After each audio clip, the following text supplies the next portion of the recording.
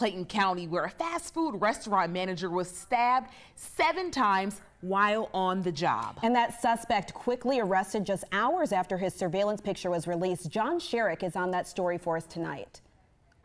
The knife attack inside this Krystal restaurant on Tara Boulevard. Sudden, potentially fatal, frightening. A lot of my employees distraught and scared. Manager Nicole Sanders relieved a suspect was caught a few hours later. The suspect photographed on Krystal's security camera, according to the Clayton County Sheriff. Nicole Sanders tells me the man had walked into Krystal sometime after 12 noon, walked up to the counter and ordered a drink. Sanders says there were 4 women working inside the restaurant, and the man just pulled out a knife and stabbed one of them 7 times, according to the sheriff. I am heartbroken, and for someone to want to hurt her, it's just it's unbelievable. She's so friendly. She's a really nice person, very upbeat, great attitude. Late in the afternoon, investigators arrested the suspect at a nearby house. The sheriff says his name is Kendall Thomas. Did Thomas know the employee? What do investigators believe his motive was? And what is the employee's condition now?